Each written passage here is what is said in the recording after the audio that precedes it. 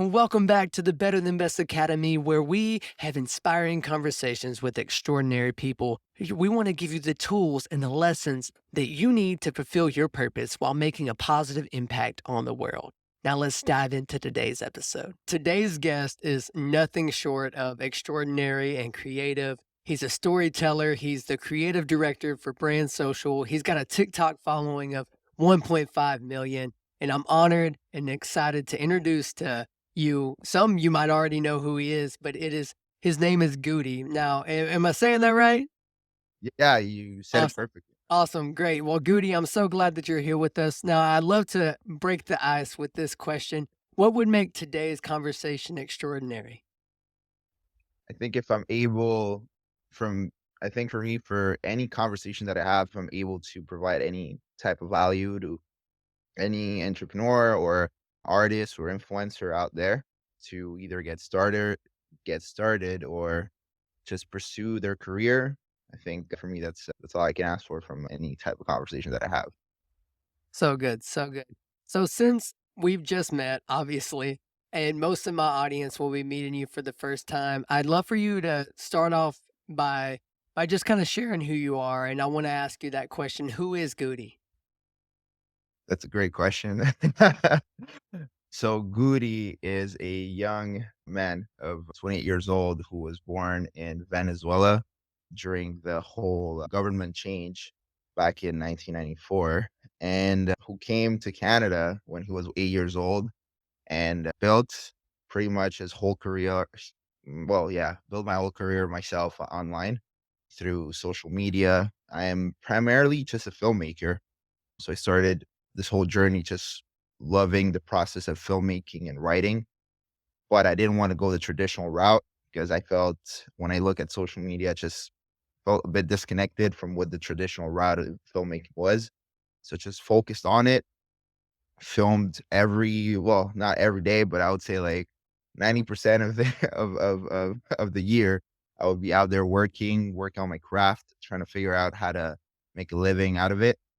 And until the day that I would say TikTok came in and it just started getting a huge following from there. And here we are, just I have my own business. Obviously, TikTok is also a source of revenue over there. But yeah, just an influencer, content creator, artist, I guess. So, would you consider yourself a creative person then, huh? Yes, absolutely. I do consider myself a creative person with an entrepreneurial tendency, I would say, because I love to venture myself on that end as well. For sure. So, when you hear the word creative or creativity, what comes to mind to you? I don't know if this is the right answer, but ADHD, man. That's every single creator I have a conversation with, I don't know how or why, tends to have some type of ADHD. And it seems to me like it's a superpower to a certain extent where you're a creative. I think when you're in more of a, I would say like squared field, it's a bit tough because you need to focus on one thing and one thing solely. But when you're a creative person or you're in a creative field, per se filmmaking, being able to do and think about like 10,000 things at the same time has huge upsides. It has downsides as well. But, as I said, I consider it a superpower to a certain extent because I'm able to do like so many different things and build so many different things at the same time that I know most people can't. So yeah. Sure. I love it, and I agree. It's that idea also of, like, being a visionary, I think, because Yeah. when you have a lot of visions and you have a lot of big dreams, I feel like if you don't have that and you like you said, very square, very straightforward, you put limits on yourself before you even get started. But I do agree that I've seen that too as a creative myself, and even with the people that I help, is that it's tough as a creative to focus in on one thing, but at the same time, man, when you have all these projects going, you can accomplish so much when you do get into that space, that flow state even of going through and finding the things that really just make you come alive. So I'm curious, so you said that you're mostly a filmmaker, right? What was Yeah. it that got you into filmmaking? To be honest, I really don't know. I just always been into it since I been conscious of life. I just remember, being like 4 or 5 years old and being infatuated with the TV and just watching like a bunch of shows and that being my favorite activity ever. I like sports as well, don't get me wrong, Yeah. like, but just like the activity of watching a show and just going through the motions with the character, no matter what type of show it is, it could be an anime, it could be a romantic comedy, it could be an action movie. Just being able to be present with the main character and just live in somebody else's world for that hour or 30 minutes. There's just something about it that I've always connected with, and after my favorite shows would usually end when I was a kid, my second favorite activity would be to just pick up all the toys that I would have and make all these crazy scenarios, maybe about certain movies that I loved, right? I would make like a I would make like a sequel to the movie with the toys and imagine my own thing, and just be in my own world. And those would be my two main activities after school.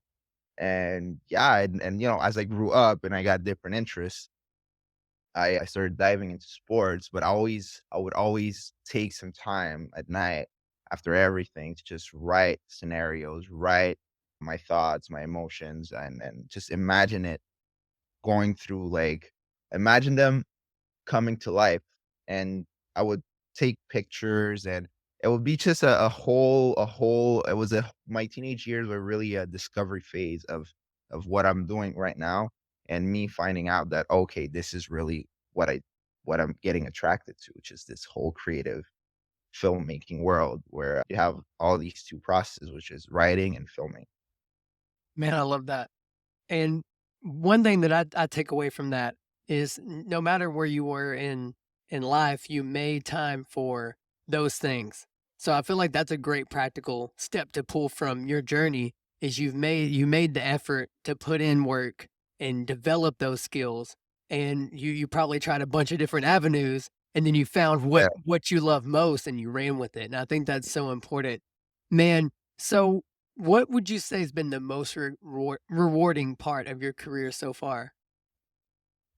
It's definitely connecting with an audience Oh, yeah. amongst anything, to be honest with you. It's, obviously there's in the creative world, there's a lot of money you can make. There's there's people also that you meet along the way that are just incredibly interesting that you never thought you would meet. So because of my audience and my reach, I've had the chance to meet with people that I've had a certain admiration for since I was younger. And because, they saw my work, they would follow me back and I would reach out. And that's definitely that's a very static moment for me because it's like, oh, like I used to look up to you when I was like That's 14, and now awesome. that you're reaching out to me, it's crazy.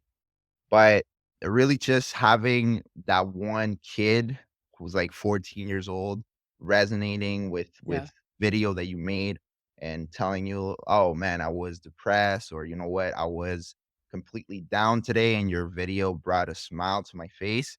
To me, it just brings me back to when I was that age and I would be in front of the TV and just, just forget about my teenager problems Yeah. and start like just focusing on that show or that video that I saw on YouTube. So for me, that's really the most rewarding thing as an artist creator.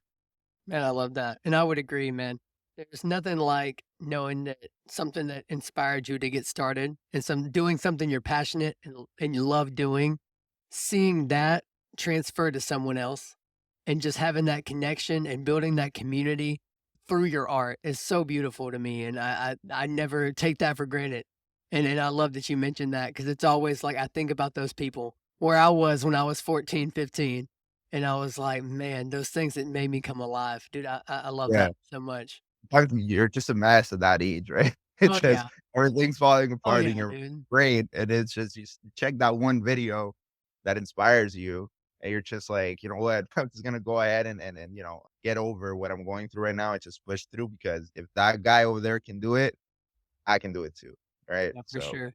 Man, and I'd love to, like, even dive deeper into that. So what would you say to that 14-year-old, that 15-year-old that may be listening or watching to this? What would be your one big tip of advice to them that says, "I wanna be like Goody when I grow up"?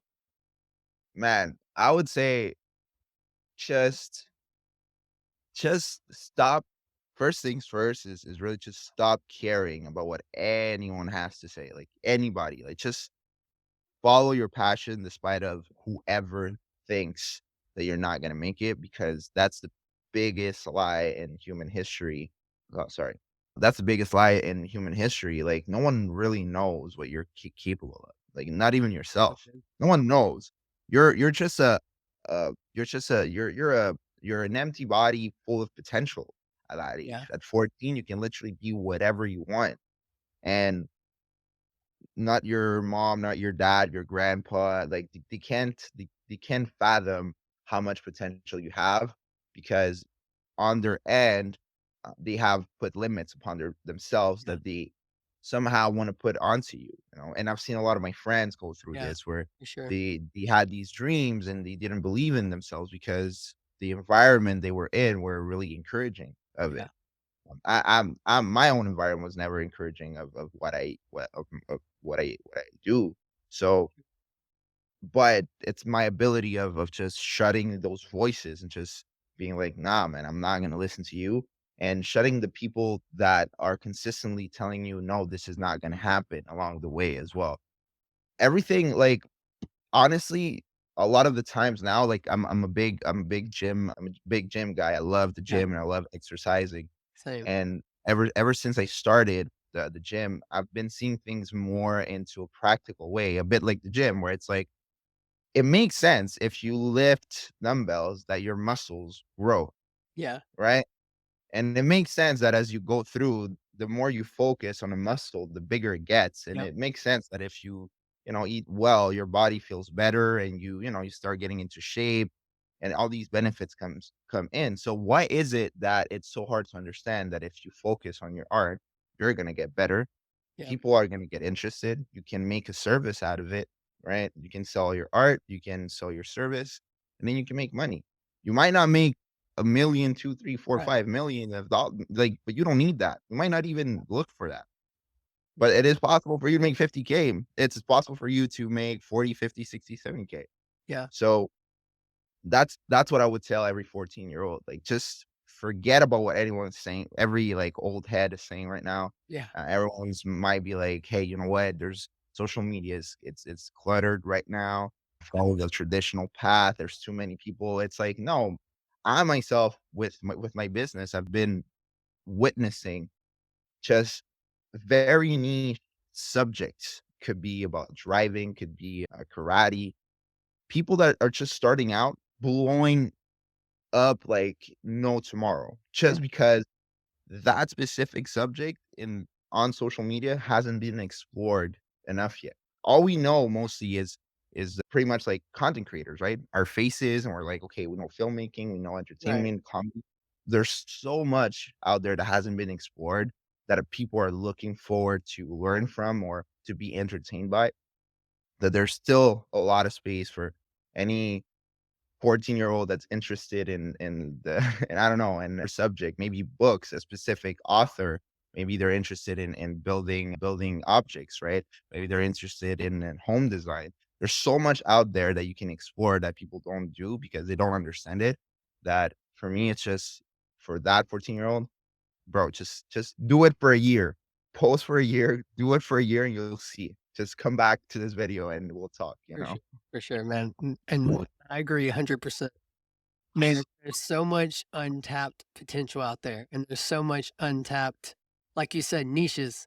And I believe we all have a unique perspective to bring to the table.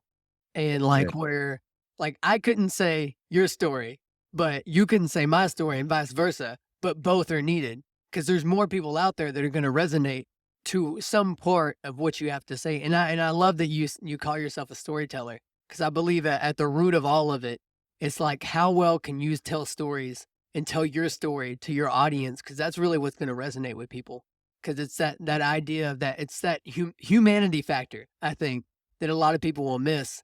And dude, it's so good. And also to kind of piggyback off of what you were saying, when you mentioned like parents or those people that talk, I feel like sometimes they mean well because obviously like they care about you and they want the best for you, but they know what they've went through and they don't want you to experience that pain. But the thing is, that's limiting and that's more painful than just being like, go for it and experience and fail. Because when you fail, you're going to learn from it. And I hate when people are so afraid to fail because, like, every failure that I've had's been a lesson. Like, I mean, I had a rap career that I mean, it didn't work out, and that's fine, but I learned how to do public speaking. I learned how to use audio equipment.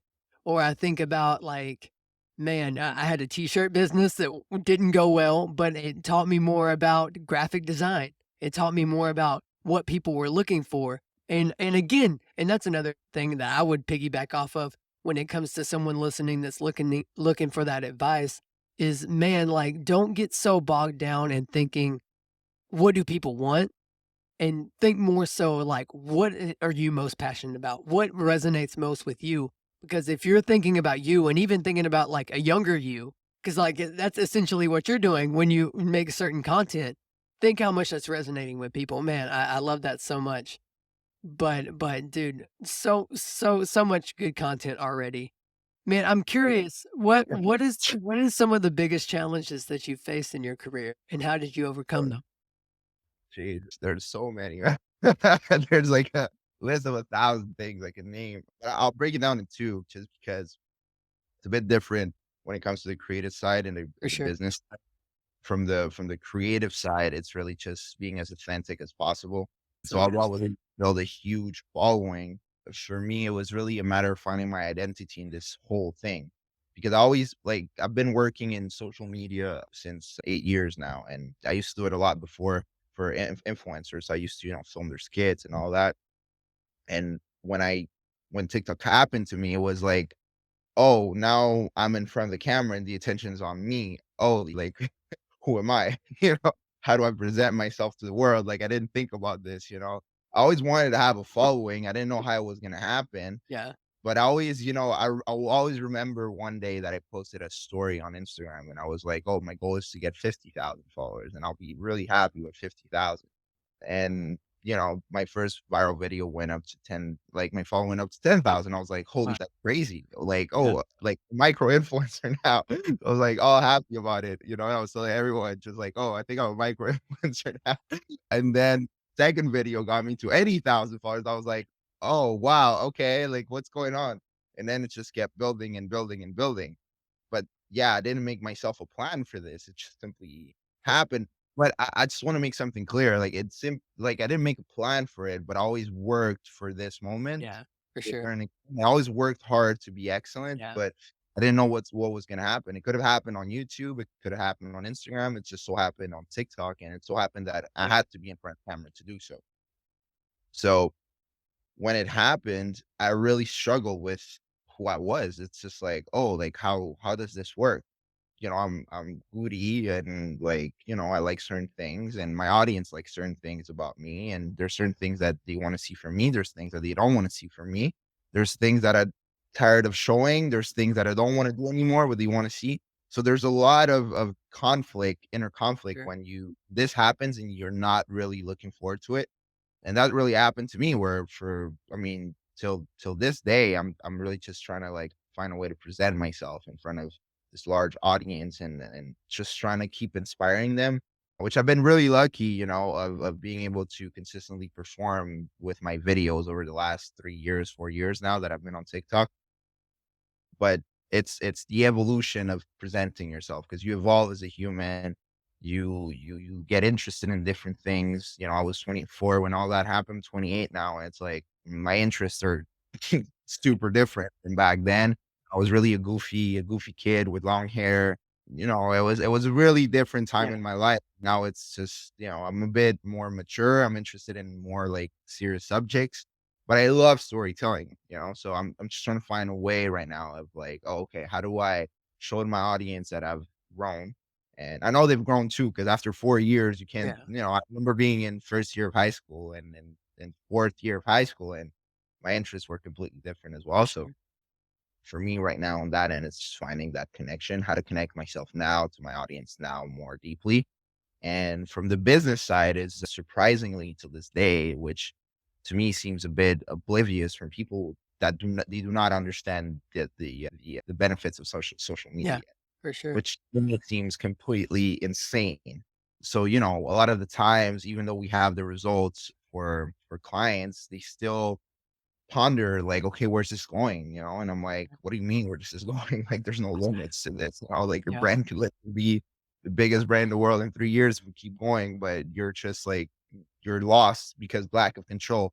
And that's something that I've noticed from a lot of entrepreneurs when they don't have an understanding of how can they control this, right? And they don't, they that's can, good. they see that they can't because social media is uncontrollable.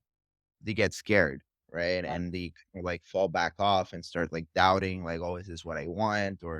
And to me, it seems a bit like, I don't know, like maybe I'm still very young to, it's the entrepreneurial field is very, it's a very wide field. It's yeah, full of a lot of lessons that I have yet to learn. So sometimes, I like to take a step back on the things that I say now and for maybe sure. say, like, maybe I'm wrong right now, but in 10 years they'll tell you, yes, I was wrong. But I feel like it's a bit dumb, man. If you have the opportunity of showcasing your business to like 10, 20 million people, why not doing it? Why not get the most out of it and just, figure it out from there. Why does everything has to be figured out before? It's like, oh, we post this, it needs to have 5,000 views at most, Yeah, because we need to get this. It's like, that's not how it works. for sure. And it's more frustrating, especially because I've built a following and I understand like from deep inside how Yeah. this is going on. This is one thing that I like about being a creative director is that there's no bullshit for me. There's no, Mhm. like as much as I love social media marketers and I learn a lot from them, For uh, sure. there's no, like, there's not that sometimes they could be, like, a pretentious side of things where it's Oh, like, for "Oh, yeah, sure. Uh-huh. doing no, don't worry." It's like, "No, like, bro, like, I've been through the trenches of this Yeah, thing, like, you don't have to worry. You can look at my following, you can look at everything that I do, you can analyze it, and you can see that really this is something that I know how to do." But yes, those are the 2 things that I struggle the most right now. man, that's tough. What would you say is the biggest insight you learned from gaining all this following and growing to the level that you've grown?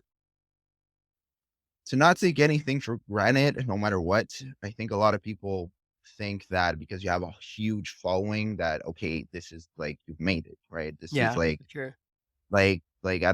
you still gotta go get partnerships out there. You still gotta go like grind and hustle. Like your followers are not granted to you. Has happened many times in my career that it's like, yo, one day I'm like biggest thing in the world today, like biggest viral video, and then the next day it's like, oh, like I have a video of 5,000 views, right? And it's like, whoa, okay, what's going on? What happened over there? Yeah, And it's like, no, like like you're never it's a never ending work. You always gotta find new ways of entertaining your audience. You gotta think like there's thousands, if not, I don't know at this point, millions of creators out there without. Hey, I just wanted to pause here and give you the opportunity to either apply to be a guest on this show or give you the opportunity to work with me as your coach. To do that, you will find either of those links in the description that'll say either be a guest on the show or book a free 30-minute Zoom discovery call. Each path will get you headed towards living your most creative and fulfilled life as you learn to live better than best. All right, now back to today's conversation. Without even counting the millions of pieces of content that are being released every single day. So your followers are not like they're not granted to you. They don't belong necessarily to you. They may like you, they may support you, obviously, but you still gotta deliver good work no matter what. Like the number of following that you have is just a proof of the impact you've had on that specific social media platform and how many people actually wanna see you again, but it is not an indication of, "Oh, okay, your life is easy now, you got 1,000,000 followers," it must like, you can just release, like, you can fart in front of the camera and get viral tomorrow, you know? It's not like that, like, oh, man, not so at all. funny. You have to put a lot of effort still. Yeah, man, that's so good. And even like you mentioned earlier, it's like you got to a pinnacle of success. Mhm. Oh, we good? Yes, no, that was just my messages are going Okay, on right okay, now. okay. I just wanted to Oh, make sure. sorry. But yeah, I'm all yeah, it's just like you've gotten to this pinnacle of success, but even when you've gotten there, you realize if you wrap your entire identity on the fact that you've made it, quote unquote, as social media, what if that's gone tomorrow? It's like like for instance, I don't know if where you're at in the country, but I'm in United States, and right now there's a big uproar about TikTok potentially getting banned in the United States, and it's Yeah, that idea of, like, all of your following could be gone tomorrow, yeah, and, like, what would happen, and that's why we must, as creatives, we must not get so tied into the fact of we are what we do, but I say we're not human doings, we're human beings, and a lot of people don't catch that because, you've performed for so long, like, you gotta perform, you gotta get this approval, you gotta earn all of this for people, but what happens when you get to the space where you can no longer perform to that level? And it's so interesting to me, and I love to hear it from someone who's reached a level of success. But man, that's so good. What would you say while you've grown to this level? What would you say people misunderstand about you? well, I just wanna pick on something you said that I For think sure, is for very. sure. So I just wanna break it down in 2 things. So one of the things is the concept, 'cause you said it perfectly, quote, unquote, "made it." And not too long ago, I stumbled upon this, the fact that it you never make it. Like, if you really think about it, like, what is it to really make it, you know? If you really think about your career, per se, right now as a podcaster, you're always gonna have to do this, Exactly. like, really, like, like, Joe Rogan has been going for Yep. 10 years. Exactly. Like, when did he made it, you know? Like, Right. what is I feel like this you made the concept comes from, like, when school gives you an A Mhm, for your mhm. exam, and it's done. It's Yeah. never done, No. it's always there. You always gotta come back and do it again and again, and the crazy thing and the best thing about life is that you can always get better. Yeah. So there's no Exactly. really pinnacle that you can reach until maybe the moment that you close your eyes and, it's bye-bye for you, it's done. But before that, you can always improve something. You can always reach a new level. And I find that the people that go the furthest or, in whatever field they pick, they don't have this concept of like it's done. They Yeah. have this concept Exactly. of like, hey, this is what I did today. Let's see if tomorrow I can take it here. If I Yeah. can, how can I take it here? You know? And that's where being comfortable with failure, Oh, yeah. 100%. yeah, it needs to be a conversation because if tomorrow, and I'll give you an example, I think in 2021, I had a video going to 8.7 million views, right, with somebody I was working with. And I was like, for a whole, I was still posting after that, getting a couple million views, and then I started building my business, so I took a break, and then I just told myself, like, bro, like, reaching that again, like, at this point, like, it's not gonna happen. So, first video I came back, 9 million views. It wasn't even filmed as well as that video, like, Yeah. it was just pure storytelling from A to Z, pick back on what I used to do, like, in my first days, just, and released it, even though if For sure. I wasn't up to my standards at this very point. So Right. then it's just like this is never gonna stop. I could release a video in, like, 2 years, and that could be, like, 50 million views, and then it's like, "Oh, I made it now." But then 5 years from now, I can release another one, 100 million views, and it's like, no, there's never a moment where you make it. You simply keep going, and you see how far you can take it. So that concept is if people grasp that, they can pick it up and they can really start improving every single day and reach no limits. Now the second point, which you were saying, TikTok going away, it doesn't like you're saying, it doesn't make you. When you Exactly. understand that your skill is your skill, Yeah. you're per se, I'm a storyteller no matter what. Like even if TikTok disappears tomorrow, I'll just do the same thing on Instagram. Yep. Do I have to go through a different process because now I don't have that piece of leverage anymore? Of course, but like anything in life, you have to adapt, change, Like you say, like thank God I built a business on the side as well. We didn't build it around TikTok. We built it around social media as a Yeah. general because we wanted to prevent this from happening if it ever happens, right? So you have to be smart where you have to understand like those numbers don't represent you. If Logan Paul tomorrow Okay. there's his channels like disappear, he's still Logan Paul. It Yeah. doesn't it's a like it doesn't really make you if you're it's a test of your confidence at the end of the day, Yeah. right? How confident are you that you're that guy, right? Are you that guy or is Yeah. it somebody else, right? Are you like do you have imposter syndrome, which is Oh, by the way, the yeah. biggest like COVID might be like number one in 2021. Second one was Yeah. imposter Come on. syndrome in Come that year. Where so yeah, it's just, being in touch with who you are and being confident that you're that guy, you're a storyteller, you're a podcaster, and you have the skills to be a Yeah. great one, rather than my number makes me, makes a huge difference for your lifetime. Yeah. Man, that's so good. And I even love that you touched on the fact that, like, we can always get better. Like, that's the name of this podcast is the Better Than Best Academy, and it's that Uh, idea. Like, that idea, like, because there's no best, like, we can always get better, and that's the whole reason I named it that because, like, and then I added academy because I feel like we are always learning. Because if we're not learning, we're not growing, and if we're not growing, we're dying. And to yeah, circle back to the idea of, like, making it, I view it like this. I used to always view it like when I get the goals, I'll arrive.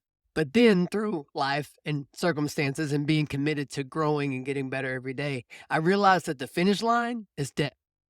So it's like I'm not done. I haven't made it until I'm done with this life. So I that's wake it. up every day with the fact of I've got another chance to do something great, to impact somebody. And man, dude, I love that so much. But what's Absolutely. what's what's the legacy you want to leave in this world? Man, it's I just wanna, like, give birth to the next dreamers, man. I just Yeah. wanna Oh, be good. that guy. Like, the same way I look up to, per se, David Goggins, or I look up to Joe Rogan, I look Oh, up yeah, to, guys. all these guys like Gary Vaynerchuk, and it's like they gave birth to people who actually believe in themselves nowadays, Yeah, like Mr. Beast, all of that. I just wanna give birth to the next people like that, I just want people to, look at my channel from the start and be like, "Yo, wow, I can't believe this guy made it." Like, if this guy made it, because I don't here's the other thing, I don't consider myself special as well. I just consider, like, I work hard, and I'm very disciplined, but I don't consider, like, I have, like, out of this world skills that it's, like, not reachable, right? for sure. So, I just want the next guys, the next generation, the 14-year-old to just grow up and have that in mind where it's like, "Yeah, I can do it too." There's no reason why you have to if you really feel it, there's listen, I have friends that are just happy as hell working a 9 to 5, and they're ecstatic, man. They go to their job on Monday, and they clock out on Friday, and they're just happy, Yeah, uh, like 24/7. They have their weekends with their wife, and, they do all yeah, these things that are very common, but it's like, yeah, that's what they want. But if you're not that guy and you're an outcast and you're a bit of a builder, as I like to call them, yeah, this is possible. There's no reason, there's no limits, there's no barriers, there's no one stopping you. for sure. If you go out there and want to get it, you can. I love it, man. Well, I would love to ask you the quick question because I mean, people have been listening to this podcast to this point, and they're probably like, "Man, where can I find Guti?" So I'd love for you to take a second and share kind of where people can find you, find your work. So you can find me on Your Boy Guti on TikTok, Your Boy Guti on Instagram, and yeah, that's it. I only have those two for now, Nice, but I'm coming up with a podcast soon sweet. with my business partner. It's gonna call Goody and the Hitman podcast. So yeah, we call him the Hitman because he's a really good closer. So it's kind of his nickname. And yeah, the podcast is gonna come soon. So watch out for that. And yeah, that's it. That's it for now. I love it.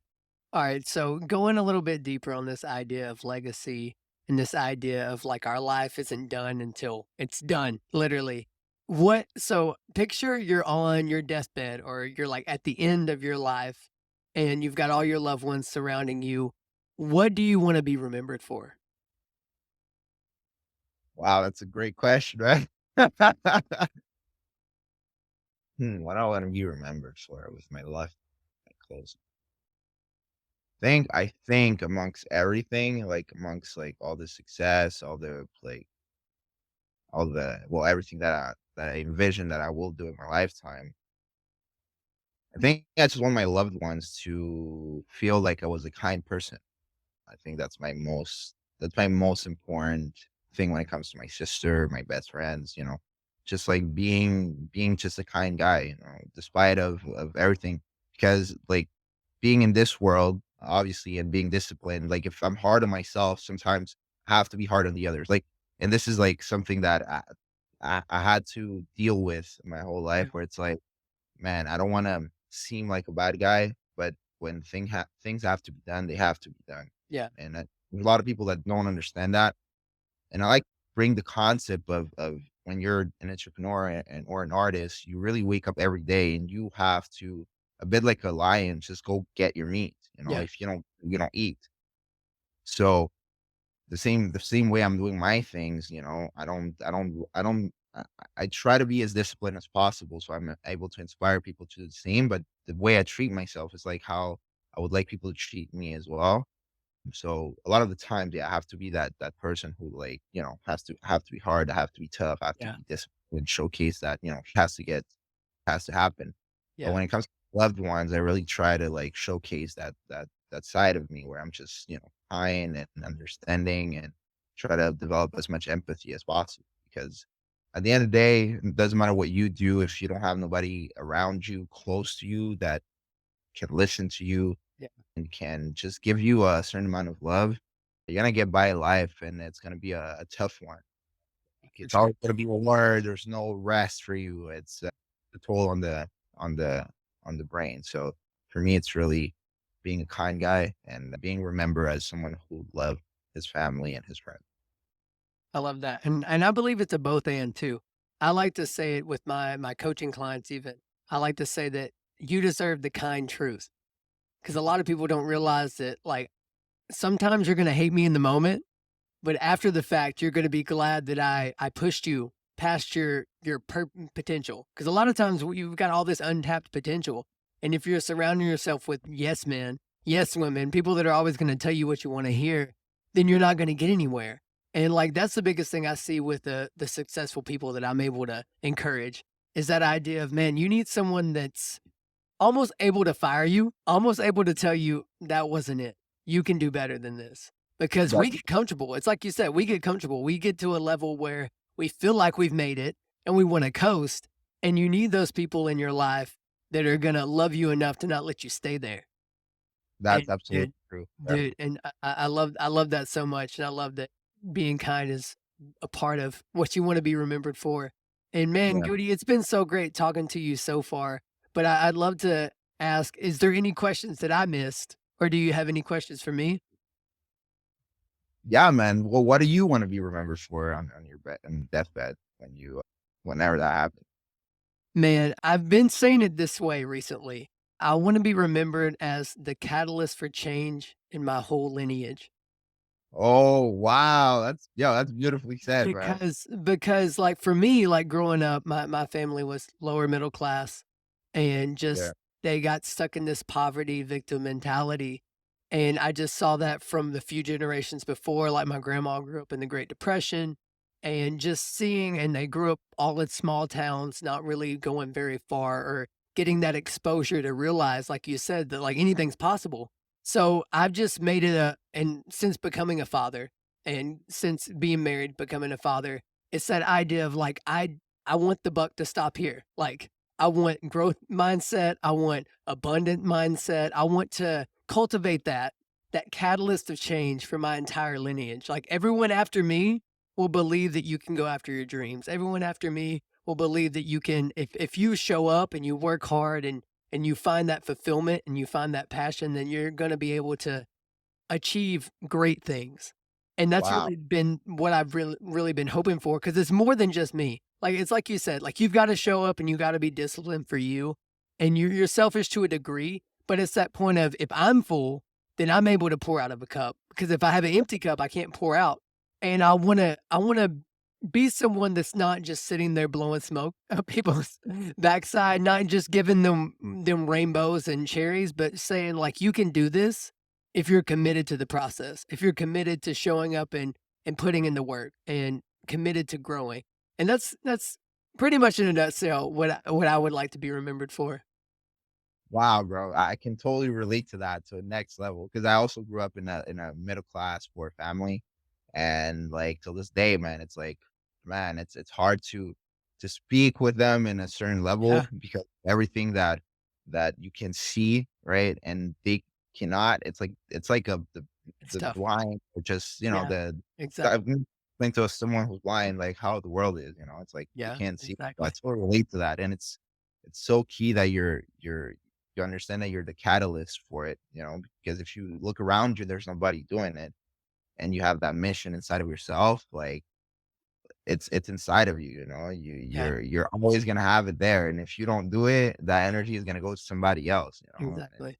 you gotta, it's like, again, it's a superpower, as I call it. It's that energy that boils in you that you Mhm. must Yeah, showcase to the world. So that's really great, man.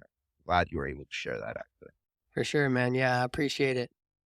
Man, it's been so great talking to you, and I always like to go till I feel full. And I feel like we've reached a spot where we're full. But if you have Yeah. any closing words, by all means, share them now.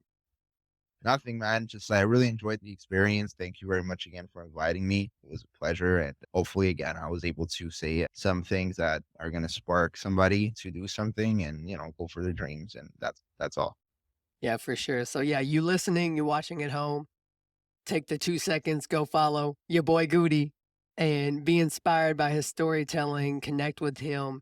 And thank you so much for watching and listening today. Let's stay connected. You can either click on the video or click that little subscribe button so we can stay connected. And also be sure to follow me on Instagram and TikTok at coach.redwallace to get more consistent encouragement and motivation to live your better than best life.